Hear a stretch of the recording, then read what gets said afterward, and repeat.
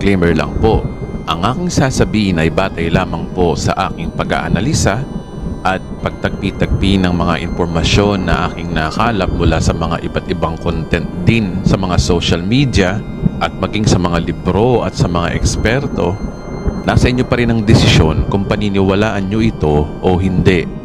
At isa sa malaking advantage kung napanood nyo na po ang mga chapters ng Katapusan ng Mundo series sa channel na ito. Mas maiintindihan mo ang content na ito kung napanood nyo na po ang mga series na ito. Nasa baba po yung mga link ng lahat ng series kung hindi mo pa ito napapanood. Para hindi po kayo makonfuse sa mga sasabihin ng videong ito. Sa ngayon po ay 1 year na po tayong nag-aaral ng Katapusan ng Mundo series. Isang taon na rin po akong nagre-research kung paano ko ituturo sa inyo ng kumpleto ang eschatology na ito na in detail at malalim na pag-aaral. At sa aking pag-aaral din para ibahagi ito sa inyo, nagkaroon tuloy ako ng isang malaking tanong na kung bakit sa pagpasok ng 7 years of tribulation after ng rapture, biglang nagkaroon agad ng one-world government. Ano ang nag-udyok sa tao kung bakit dumating sa punto na after mismo ng rapture ay nagkaroon ng one-world government agad-agad? At ano magiging explanation ng buong mundo kapag nag-rapture na? Dahil magiging isang malaking tanong kung ano ang nangyari sa milyong-milyong tao na nawawala sa buong daigdig. Yan ang ating sasagutin sa content na ito. Again, ang tanong, paano tatanggapin ng buong mundo kapag nangyari ang rapture? Ano ang magiging paliwanag ng Antikristo, ng United Nations, ng mainstream media at ng mga scientists tungkol sa rapture na mangyayari? Well, ang tanong na yan ay mahirap sagutin. Dahil sa panahon ng Tribulation Age, tayo mga naligtas ay wala na sa planetang ito. Kaya wala na tayong masyadong konkretong sagot sa mangyayari sa future. Ang maaari lang magbigay sa atin ay mga clue at ang clue na ito ay hindi natin makikita sa mainstream media, sa NASA at sa mga official government news network. At ang mga clue na ito ay pwedeng makita lang natin sa mga conspiracy theories. Yan po ang dahilan kung bakit po ako nag-disclaimer kanina dahil kukuha lang po tayo ng sagot sa mga conspiracy theories. Well, may isang conspiracy theories na nagbibigay sa atin ng clue kung ano magiging palusot ni Antikristo kung sakaling mangyari ang rapture. Ito ay yung conspiracy ng Project Bluebeam. Ang conspiracy na ito ay aking nabanggit na rin sa Katapusan ng Mundo Part 10C. So para ma-review tayo, panoorin po muli natin ang clip na ito. Lamang po ito at hindi po ako dogmatic tungkol dito. Ito ang conspiracy theory na tinatawag na Project Bluebeam. 1994 noon na ang teoryeng ito ay nagmaterialize. Wala pang modern cellphone, wala pang internet at wala ring social media. Sinimulan ito ng taong may pangalan na Serge Mounas, isang batikang journalist sa Tubong, Canada. Ayon sa kanyang conspiracy na may 4 steps, step by step ang gagawin ng NASA upang maisagawa ang Project Bluebeam na ito.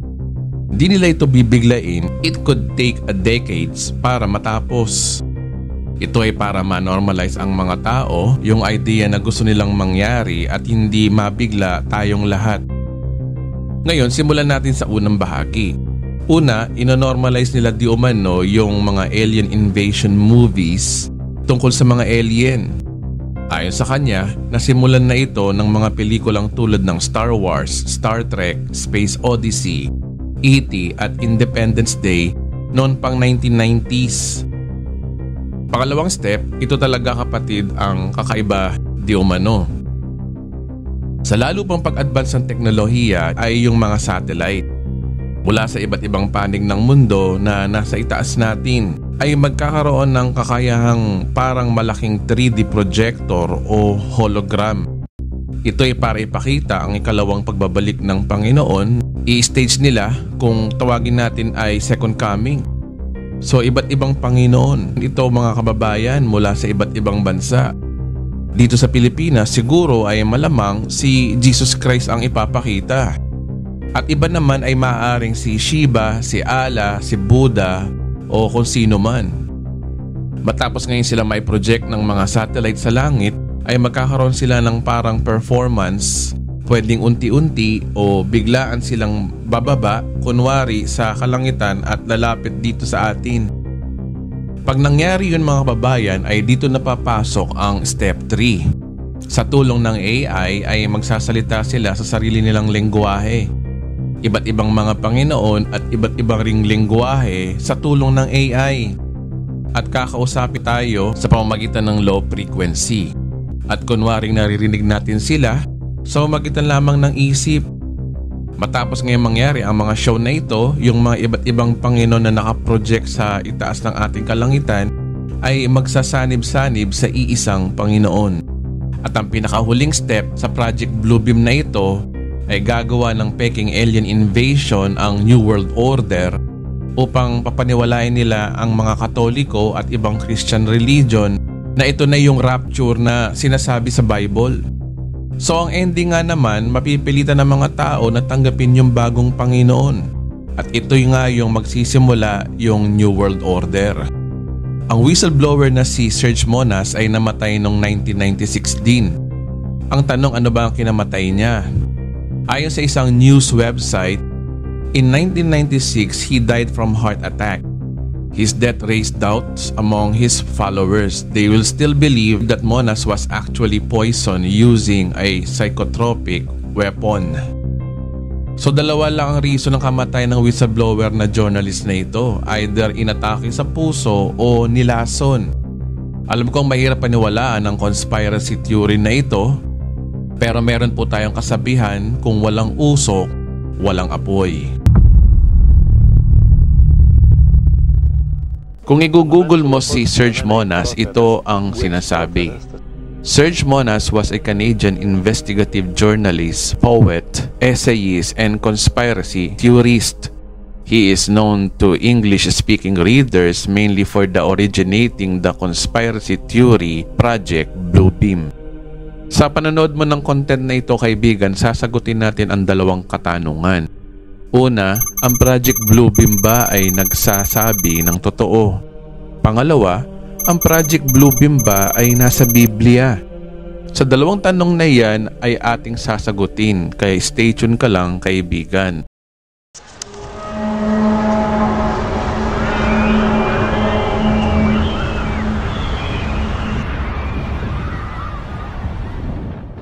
Ngayon, simulan natin sa tanong na ang Project Bluebeam ba ay nagsasabi ng totoo? Bago natin alamin kung nasa Bible ba ang Project Bluebeam, alamin muna natin kung gaano katotoo ang Project Bluebeam.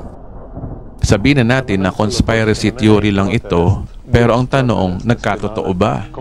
Posible bang mangyari sa panahon natin yung sinasabi niyang 4 steps para makonvince ang buong mundo na magkaroon na tayo ng one-word government o one-word religion na ito? Kaya yan po muna ang una nating iimbestigahan. Ngayon, simulan natin sa definition. Ayon sa Times of India, pinapaliwanag kung ano ang Project Bluebeam. Ang sabi diyan, what is Project Bluebeam? Project Bluebeam is a conspiracy theory about supposed project whose purpose is to create artificial second coming in order to control people. As per the alleged theory, the New World Order purpose is to abolish all Christian and traditional religion in order to replace them in one-world religion based on the cult of men.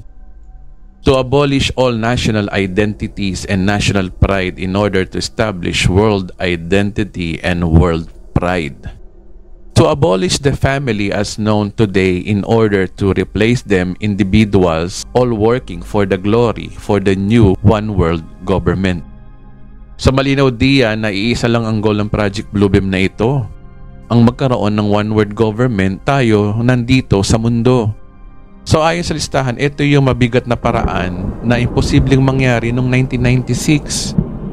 Number 1, yung mind conditioning about alien existence. Global hologram technology. Yung pangatlo ay yung mind control technology at AI technology. At pang-apat, yung pinakahuli, implementation of fake rapture. Number 1, yung sinasabi ni Serge Monash na mind conditioning about alien existence. Ayon kay Serge Monash, para maihanda ang tao sa mundo, sandamakmak na alien movies na gaya ng mga Hollywood movies ang ipapalabas sa mga sinihan sa buong mundo. Kung titingnan mo sa Google, hindi mabilang na movies nga tungkol sa alien ang makikita mo in the history of our cinema. Marahil kaibigan, napanood mo na ang ibang mga movies diyan. So ito ay mind conditioning na sa tuwing nalilibang ang tao kapapanood ng mga movies na ito, tumatanim na sa isip nila na totoong may alien. At bukod dito, yung makikita natin sa mainstream media mula 1990s hanggang ngayon, nagiging balita na rin ang tungkol sa UFO o alien.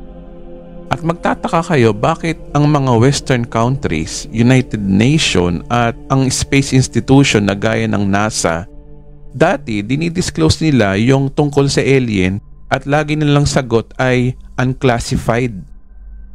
The NASA Independent Study Team did not find any evidence that UAP have an extraterrestrial origin.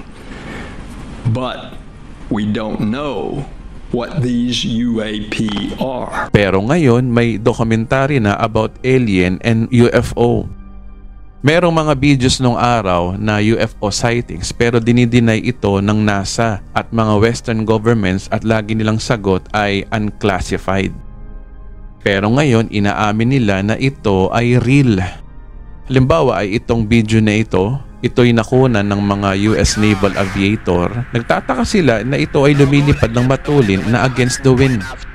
Dati ang videong ito ay kasama sa unclassified na sinasabi nila. Pero ngayon, kamakailan lamang noong 2020, nagpahayag na ang Pentagon tungkol dito.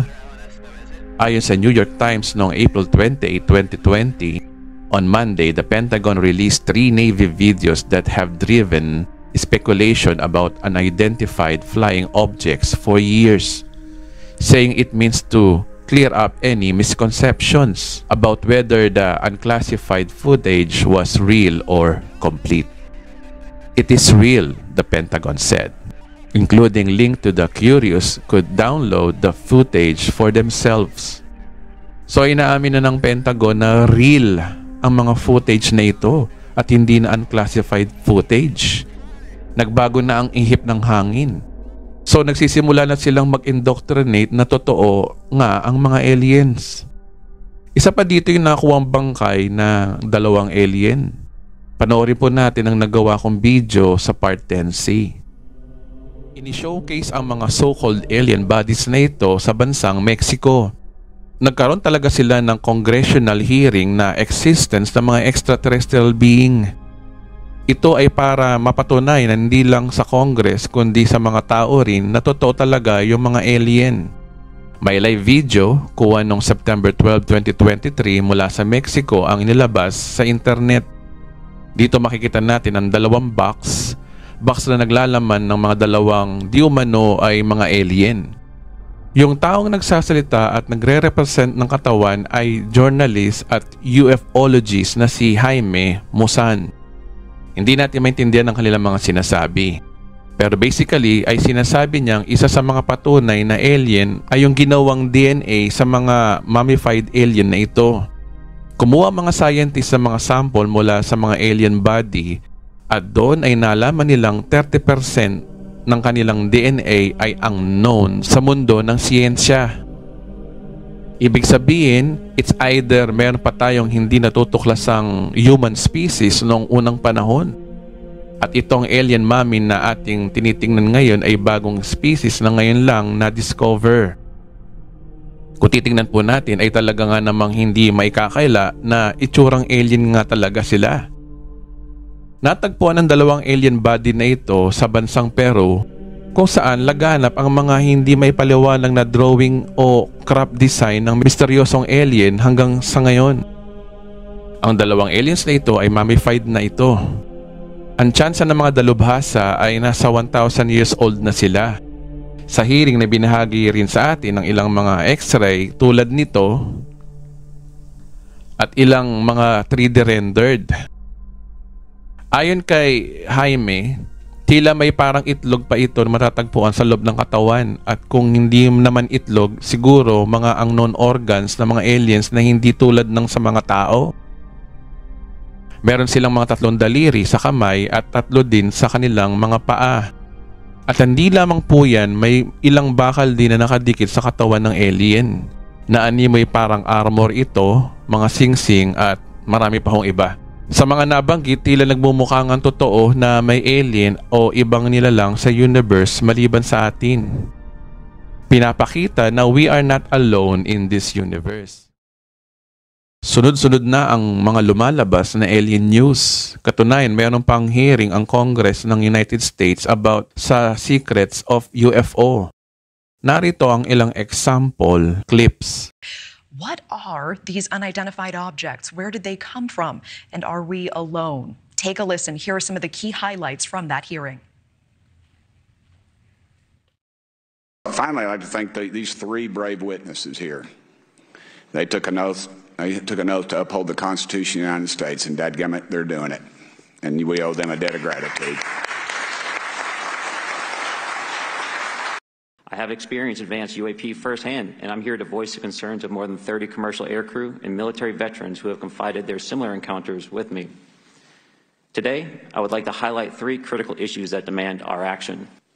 Parts of our government are aware of more about UAP than they let on, but excessive classification practices keep crucial information hidden.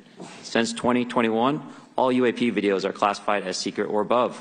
I was informed in the course of my official duties of a multi-decade UAP crash retrieval and reverse engineering program, to which I was denied access to those additional read-ons when I requested it.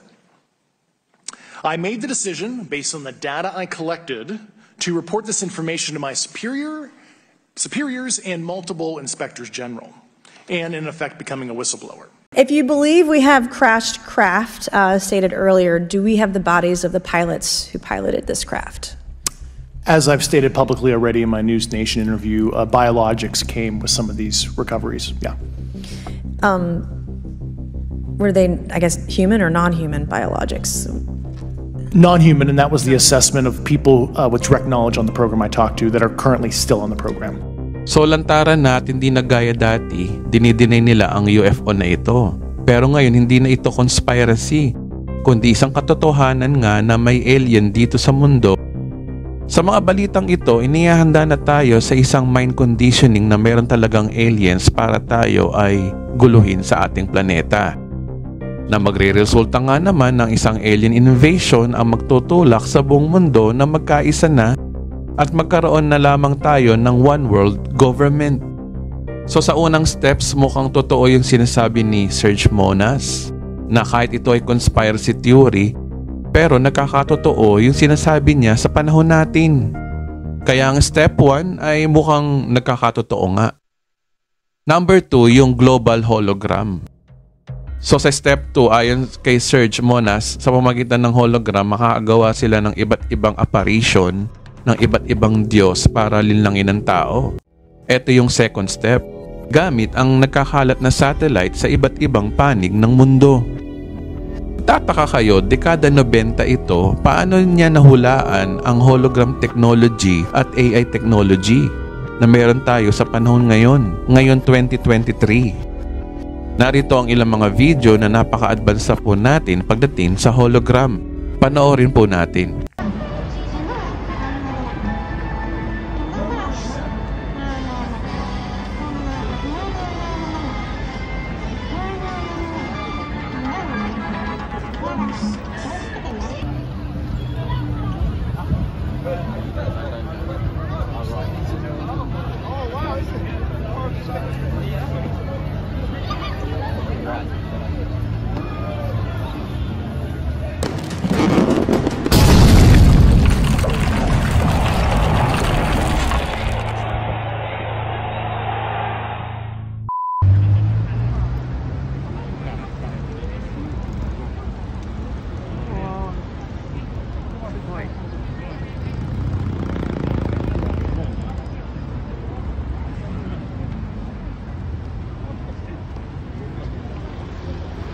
So sa mga video na yan, nagpapakita na posible na rin sa panahon natin ngayon yung sinasabi ni Serge Monas na global hologram.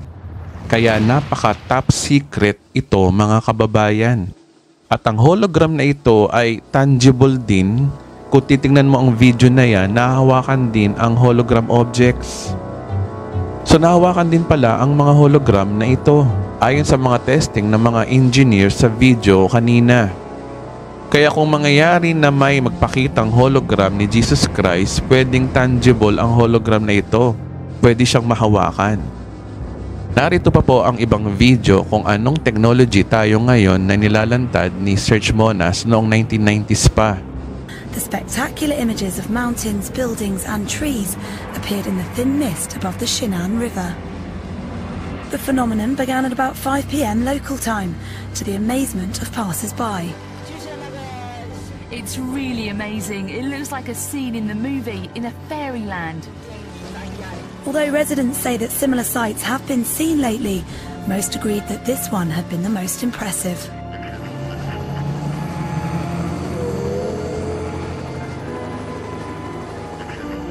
The wait is finally over. The world's largest architectural marvel residential tower has officially been launched. The Dubai skyline will never be the same again. This is where luxury finds elegance. Ang advertisement ng hotel na yan ay pagmamayari ng Al Habtoor Tower na nakalocate sa Dubai. Ito ay opening advertisement nila at kung titingnan ninyo, mukhang totoo. Lumilipad na whale at helicopter at meron talagang sounds. Ito ay nagpapakita na may technology ng ganito sa panahon natin. Kaya kahit conspiracy theory lang ang sinasabi ni Serge Monas, pero bakit mukhang nakakatotoo na yung sinasabi niya about hologram noong 1996 pa? So in conclusion, yung step 2 na hologram ay posible na sa panahon natin ngayon. Ngayon yung pangatlo, yung mind control technology. Totoo bang mangyayari ito? Ito daw kasi yung step 3. Sa pamamagitan daw ng AI technology, kakausapin di umano tayo ng iba't ibang Diyos na ito sa pamamagitan ng low frequency or yung tinatawag na mind control. Ngayon ang tanong, posible ba sa panahon natin ngayon yung tinatawag na mind control technology? Panoorin po natin ang video na ito. March 16th, 2018. The U.S. government's Defense Advanced Research Projects Agency, commonly known as DARPA, announces a bold initiative to develop what they call next-generation non-surgical neurotechnology. It is designed to allow the human brain to directly interface with machines. But there are those who believe that this same technology could also be used by DARPA as a new form of mind control. In 1965, DARPA launched Project Pandora, which studied the possibility of using microwave radiation to control human behavior. Well, History Channel na po ang may sabi niyan na meron ng technology about mind control. Yung complete video po niyan ay nasa baba ang link para mapanood nyo ang buong impormasyon. So ang big idea, tama na naman ang in-expose ni Serge Monas na posible yung mind control. Sa kabila na ito ay conspiracy theory noon, mukhang nakakatotoo yung ine-expose ni Serge Monas. Ngayon, yung huling step na fake rapture o fake second coming of Christ na sinasabi niya. Ang fake rapture ay posible ayon kay Serge Monas. Bago ako magpatuloy, panoorin po natin ang video na ito. Project marks the beginning of total population control. This delusional project aims to stage a large-scale fake extraterrestrial invasion worldwide, with UFOs visible in the sky, and to introduce a fake god to save humanity from this invasion. They would employ highly realistic secret military technology, and they have recently conducted tests. The result is crazy. The ultimate goal would be to eradicate all religions and establish a single unified religion, thereby achieving complete control over the population through fear. This project, combined with the HARP project, would enable the manifestation of a religious figure capable of causing earthquakes, storms, and natural disasters to more strongly modify the belief systems of the masses. Remember in Spider-Man Far From Home when they used holograms to portray Mysterio as a hero? Now recall this phrase. In the movie, we'll tell them the truth, and in reality, we'll lie to them. Tell me your opinion on this, and remember that if aliens ever invade us, don't believe it. So nabanggit dito yung HARP technology. Nakakaintriga dito, ano ba yung HARP technology? Ang HARP technology is another conspiracy theory. Ayon sa mga conspiracy theories, ito daw ay isang super weapon ng mga Western countries na may kakayanan daw itong makagawa ng artificial typhoon o artificial earthquakes. So Serge Manas said that step 1 of Project Bluebeam was going to involve the manufacturing of artificially created earthquakes in strategic locations around the world. Again, to make it clear, he is stating in 1994 that the governments were in possession of technology that was going to be able to make this happen. Can the government cause earthquakes? I don't really know about that. Again, I'm just telling you what he said. Ayon sa isang website ng Pakistan, merong article dito na pinamagatang HARP technology, can it be used to create artificial earthquake? Sabi diyan, can this technology really be used to create earthquakes? Or this is just a conspiracy theory? Ngayon, scroll natin ang sabi diyan, what is HARP technology? HARP technology is a research project founded by the United States Air Force, Navy, and University of Alaska Fairbanks to study the ionosphere using high-power radio frequency transmitter. The HARP transmitter is used to heat and modify the ionosphere, a layer of electrically charged gas about 96 to 804 kilometers above the Earth. So ito daw ay technology na pinapondohan ng US Air Force, Navy, bilang transmitter sa pag-modify ng ionosphere. So ano ba ang ionosphere? Ang ionosphere ay upper part ng atmosphere ng ating mundo.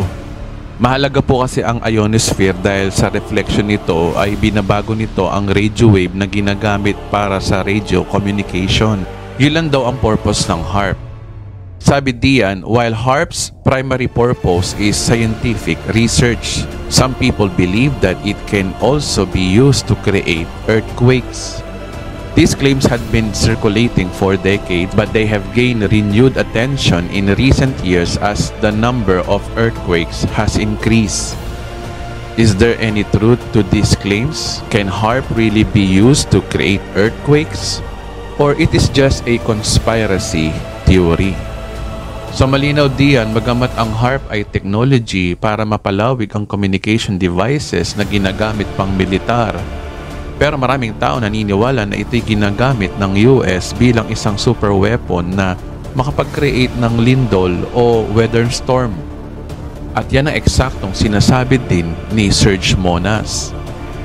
May mga conspiracy theories din na yung lindol sa Haiti noong 2010, bagyong Yolanda dito sa Pilipinas, at yung lindol sa Syria at Turkey noong February 2023 ay kagagawan daw ng HARP. Kung isi-search nyo sa Google, HARP ang tinuturo ng mga conspiracy theories na ito na malalaking disaster na nangyari sa ating kasaysayan. At meron ding mga ilang video sa internet na pinapakita nila yung mga kakaibang itsura ng clouds na ang sabi nila ito daw ay epekto ng HARP, kagaya ng mga bidyong ito. So this stuff is moving easterly as a, I guess we call it as a mass. Rotate over towards the west here.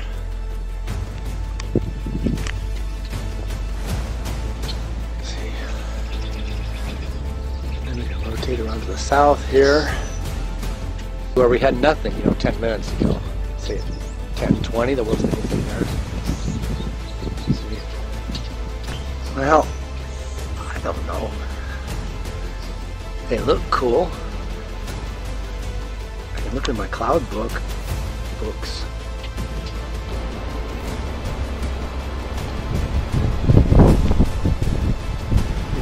So nakakatakot po ang mga itsura, pero ayon sa kanila, tinuturo nila ito na ito daw ay kagagawan ng HARP.